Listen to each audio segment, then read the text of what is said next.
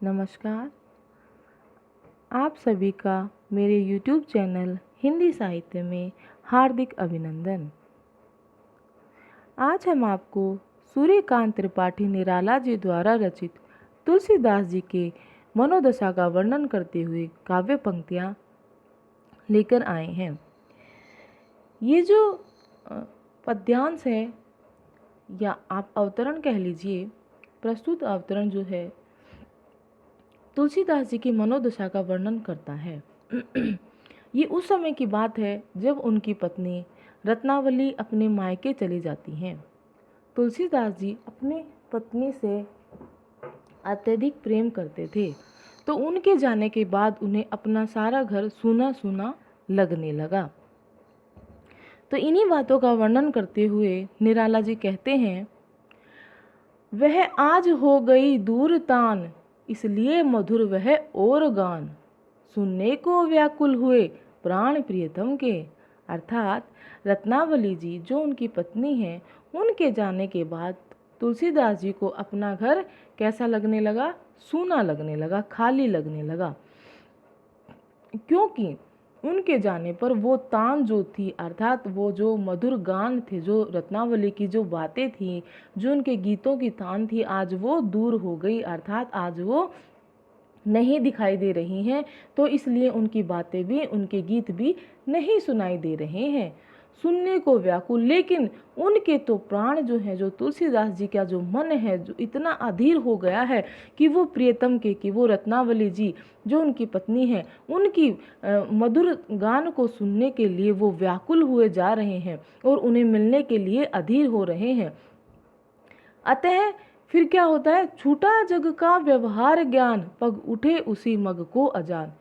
ऐसा होने पर जब उनको मन में ऐसा अनुभव होता है, तो उनका जो जग का व्यवहार है, अर्थात जो सांसारिक ज्ञान होता है कि मुझे क्या करना चाहिए और क्या नहीं करना चाहिए, इस प्रकार का जो ज्ञान है वो समाप्त हो जाता है। छूटा अर्थात उनके मस्तिष्क से ये बातें निकल जाती हैं। उन्हें तो सिर्फ अपनी प्रियतमा रत्नावली जी ही अपने विचारों में, अपने ख्यालों में दिखाई देती हैं। और फिर उनके कदम जो हैं उसी मग को, उसी रास्ते की तरफ उठ चलते हैं, अनजान मार्ग की तरफ चल पड़ते हैं जिधर रत्नावली जी का जो है मायका होता है। अर्थात वो उनके मायके जाने के लिए तैयार हो जाते हैं, जाने लग जाते हैं। और किस तरह से कि कुलमान ध्यान सलथ स्नेह दान सक्षम से वो अपने कुल की मर्यादा का, मान का, स्नेह का, दान का किसी भी प्रकार से ध्यान नहीं रखते हैं। उन सब को त्याग कर और समर्थता के साथ वो रत्नावली जी को लाने के लिए अब उनके मायके चले जाते हैं, अर्थात अपने ससुराल जाकर उन्हें लाना चाहते हैं, उन्हें वापस लाना चाहते हैं। तो इस प्रकार निराला जी ने तुलसीदास जी की मानसिक व्यथा का वर्णन किया है और बताया है कि उनका पत्नी प्रेम जो है वो कितना अधिक था। और प्रेम की जब विरह स्थिति होती है, तो जो हमारा मन होता है उस पर जो संसार का जो ज्ञान है, जो सामाजिक ज्ञान है, उसे हमारा जो मस्तिष्क है वो भुला देता है। इस प्रकार निराला जी ने इन पंक्तियों के माध्यम से रूपक अलंकार और अनुप्रास अलंकार का बड़ा ही सुंदर प्रयोग किया है। इसके बाद आगे की पंक्तियां देखेंगे। निराला जी कहते हैं, मग में पीक कुहरित डाल डाल, है हरित विटप सब सुमन माल, हिलती लतिकाएं ताल ताल पर सस्मित, पड़ता उन पर ज्योति प्रपात। यानी जिस रास्ते पर तुलसीदास जी जा रहे हैं, उस मार्ग की विशेषता बताते हैं, उस रास्ते की बात बता रहे हैं कि उस रास्ते में डाल डाल पर जो कोयल है वो कू कू की आवाज़, कुह कुह की आवाज़ कर रही हैं। और हरित विटप, और जितने भी पेड़ पौधे हैं वो सारे हरे भरे हैं।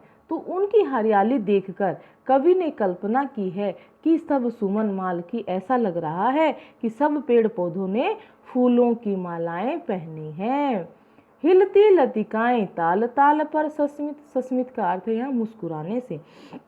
अब जब उस रास्ते पर जो हवा चल रही है, उस हवा के चलने से लतिकाएं, जो लताएं हैं वो हिल रही हैं, और उनके हिलने से ऐसा लग रहा है मानो लताएं जो हैं वो उसकी तालों पर जैसे लताएं मुस्कुराती हुई नृत्य कर रही हैं। मतलब किसकी ताल पर? हवा की ताल पर। वायु जब बह रही है तो वायु की ताल पर, अर्थात संगीत जब चलता है तो मनुष्य नृत्य करता है, इसी प्रकार जब हवा चलती है तो हवा की जो ताल है, जो वायु की ताल है, उसकी ताल पर लतिकाएं हिलती हुई ऐसी प्रतीत हो रही हैं मानो सस्मित मुस्कुराकर नृत्य कर रही हैं, अत्यंत प्रसन्न हो रही हैं।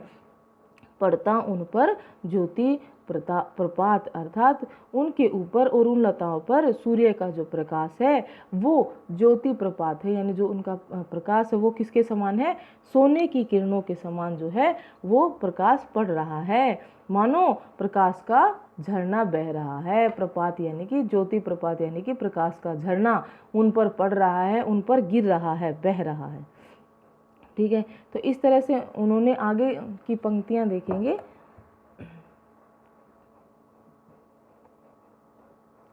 इन पंक्तियों में बता रहे हैं चमक रहे सब कनक गात, बहती बहती मधुधीर समीर ज्ञात आलिंगित। अब कवि क्या कल्पना कर रहे हैं, किसमें क्या चमक रहे हैं? सब कनक गात यानी सोने, उनका ऐसा उन पेड़ पौधों पर जब सूर्य की किरणें का जो प्रकाश है वो गिर रहा है तो उनके गिरने से वो इस तरह से चमक रहे हैं मानो उनका गात जो है, उनका जो शरीर है वो सोने के समान हो। और वहाँ पर जो बहती मधुधीर समीर ज्ञात, वहाँ पर जो मधुर मंद समीर, जो मंद मंद वायु बह रही है, उसके बहने से वो जो लताएं नृत्य कर रही हैं और वृक्षों से आलिंगन कर रही हैं, अर्थात ऐसा लग रहा है कि वो लताएं मानो वृक्षों का आलिंगन कर रही हैं, उन्हें गले मिल रही हैं, अर्थात उनसे प्रेम करती हुई अत्यंत प्रसन्न हो रही हैं। तो इस प्रकार से ये कह सकते हैं इन पंक्तियों में भी निराला जी ने प्रकृति के अनुपम सौंदर्य का वर्णन किया है। निराला जी की काव्य पंक्तियों में ये विशेष बात रहती है कि ये प्राकृतिक वातावरण के साथ साथ यथार्थ का वर्णन करते हैं, केवल और कोई कल्पनाएं इनकी कविताओं में नहीं होती। आगे की पंक्तियां देखेंगे। दुसरित बाल दल पुण्य रेणु, लख चारण वारण चपल धेनु, आ गई याद उस मधुर वेणु वादन की, वह यमुना तट वह वृंदावन। चपल आनंदित यह सगन गगन, गोपी जन यौवन मोहन तन वह वन श्री। अब इसमें निराला जी क्या कह रहे हैं कि जब तुलसीदास जी अपने ससुराल जाते हैं तो रास्ते में उन्हें क्या क्या दिखाई देता है और उन्हें किस तरह से अनुभव उन्हें महसूस होती हैं ये सारी चीज़ें। क्या कि दूसरित बाल दल, उन्हें बालकों का समूह जो है वो खेलता हुआ वहाँ पर दिखाई मतलब नज़र आता है कि जैसे कुछ बच्चे वहाँ पर खेल रहे हैं। और दूसरित यानी धूल से सने हुए हैं। और पुण्य रेणु, और वो जो मिट्टी जो धूल उनके शरीर पर लगी हुई वो अत्यंत पवित्र लग रही है।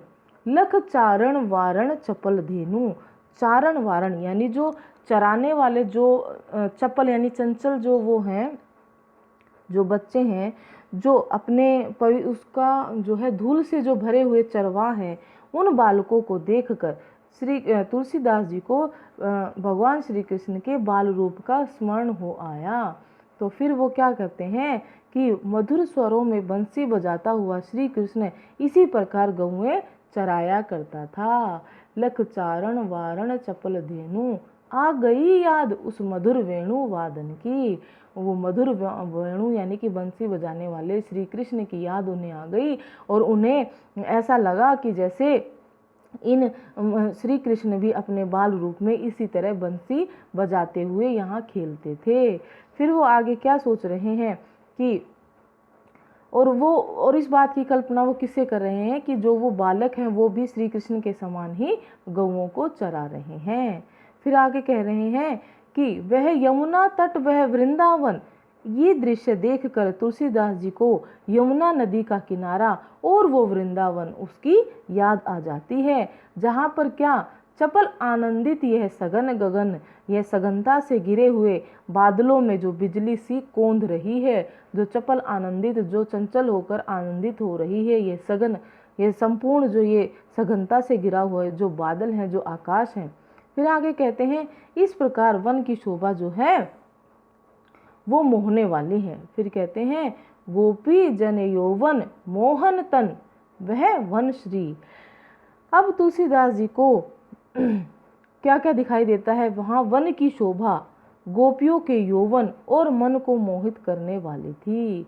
गोपियों का यौवन और मोहन का स्तन, यानी श्री कृष्ण का जो सांवला तन है वो, ठीक है, और वनश्री और जो वन की शोभा है वो सब उनको मोहने वाली थी, यानी उन्हें आकर्षित करने वाली थी।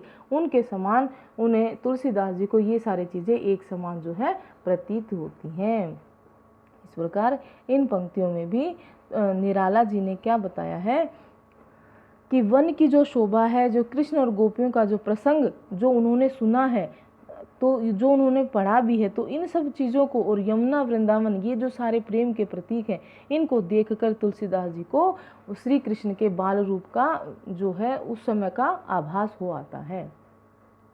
इसके बाद अगली पंक्तियों में निराला जी क्या बताते हैं?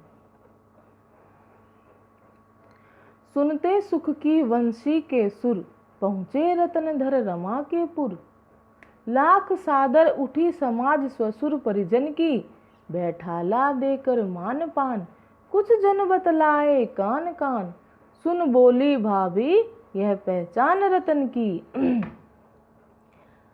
अब निराला जी कह रहे हैं कि सुख की वंशी के सुर, अर्थात उनका जो तुलसीदास जी का जो मन है, जब तुलसीदास जी अपने ससुराल जा रहे होते हैं तो उनके मन की जो दशा है वो किस तरह से है कि उनके मन में सुख की वंशी के सुर जो हैं बज रहे हैं, अर्थात उनके अंतर मन में बहुत ही सुंदर लहर जो है वो दौड़ रही है। उन्हें अपनी प्रियतमा से मिलने के लिए उनके मानसिक सुखों की जो वंशी है उसके स्वर जो है वो लहरा रहे हैं। उनके मन में बड़ी अच्छी अच्छी जो है विचार आ रहे हैं, बहुत सुंदर कल्पनाएं वो करते जा रहे हैं, और ऐसा सोचते हुए इस तरह से मन में सुंदर कल्पनाएं लेकर जो है तुलसीदास जी वो रत्नावली जी के पति रमा के पुर, अर्थात रत्नावली जी के घर मायके अर्थात अपने ससुराल पहुंच जाते हैं। उनके पहुंच जाने पर लाख सादर उठी समाज स्वसुर परिजन की। उन्हें उनके ससुराल पहुंच जाने पर उनका जो समाज है, जो उनके ससुराल वाले हैं और उनके परिवार वाले हैं, वो सब उन्हें सम्मान देने के लिए खड़े हो जाते हैं और उन्हें बैठाते हैं। कैसे? मान सम्मान देकर और पान आदि देकर। और फिर लेकिन समाज में सब प्रकार के लोग होते हैं, तो उन्हें इस तरह से अपनी पत्नी के पीछे पीछे आया हुआ देखकर गांव के कुछ लोग आपस में, कुछ जन बतलाए कान कान आपस में कानाफूसी करने लग जाते हैं, अर्थात धीरे धीरे से बातें करते हैं। फिर कुछ जन सुन बोली भाभी, ये सारी बातें जो हैं उनके घर वालों तक भी पहुंच जाती हैं। जो रत्नावली जी हैं उनको भी पता चल जाती हैं और उनकी भाभी जो हैं उनको भी इन सब बातों का पता चल जाता है कि तुलसीदास जी उन्हें रत्नावली जी को लेने के लिए आए हैं। तो इस बात का व्यंग्य करती हुई जो भाभी हैं उनकी इस बात पर उनका व्यंग्य कर रही हैं और कह रही हैं कि रत्नावली जी की तो यही पहचान है, क्या कि वो अपनी पत्नी से अत्यधिक प्रेम करते हैं और उनके पीछे भागे भागे चले आते हैं। सुन बोली भाभी यह पहचान रतन की, यही पहचान है हमारे रतन जी की। हमारे जो ये तुलसीदास जी हैं, रत्नावली जी के जो पति हैं तुलसीदास जी की, वो अपनी पत्नी से अत्यधिक प्रेम करते हैं और उनके बिना रह नहीं पाते हैं। अतः इस तरह से उन्होंने उन पर जो है व्यंग्य किया था। तो इस प्रकार से जो हमारे निराला जी हैं उन्होंने ये बताया है कि हमारे भारतीय समाज और हमारे समाज के लोगों का कि किस तरह की बातें होती हैं, ठीक है। और इसमें जो है उन्होंने जो ससुराल की जो स्वाभाविक स्थिति है उसका भी वर्णन किया है कि जब एक दामाद जब अपने ससुराल जाता है तो उनका किस प्रकार से सम्मान होता है। इस प्रकार आज के लिए ये कविता यहीं तक। धन्यवाद। हाँ तो बच्चों, मैं उम्मीद करती हूँ कि मेरे द्वारा हिंदी साहित्य की जो भी व्याख्या की गई है वो आपको अच्छे से समझ में आ रही होगी।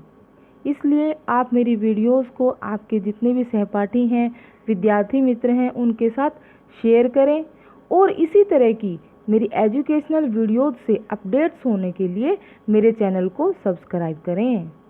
Thank you.